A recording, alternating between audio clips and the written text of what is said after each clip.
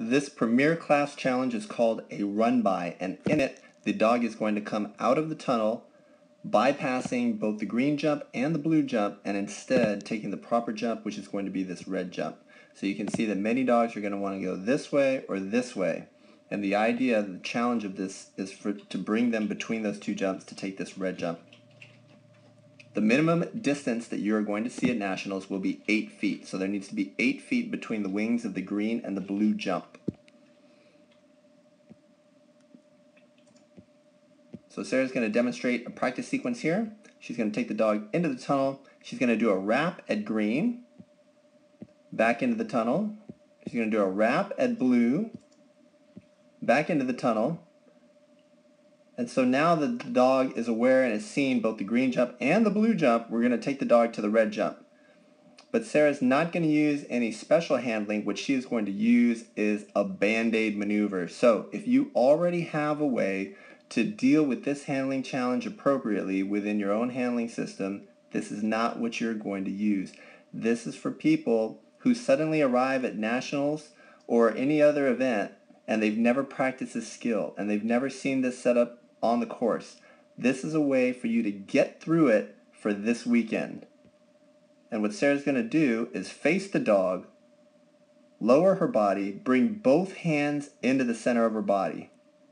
And you can see that in this case, Venture was headed toward the green jump, but this is going to bring him into Sarah. And as soon as he is passing the plane of the green and blue jumps, Sarah's going to move out of his way. So let me back that up. So as soon as he's exiting, she turns to face him, signals him with both hands, waving his hands as if she has a treat or a toy in her hands.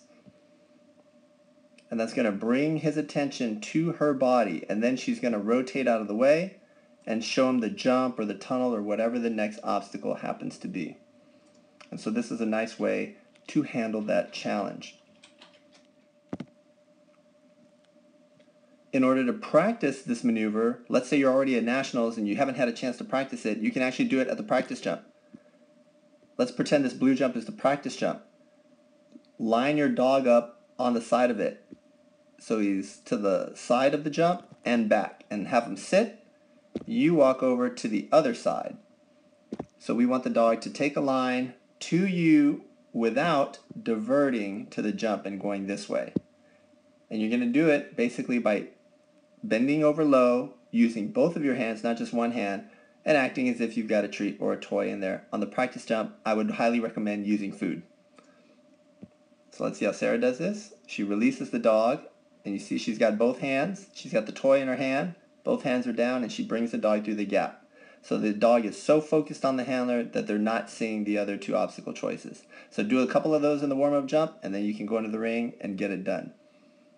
Just a reminder, this is not an ideal way to handle this. This is just a Band-Aid type situation to help get you through this if you see it at a trial and you've never done it before.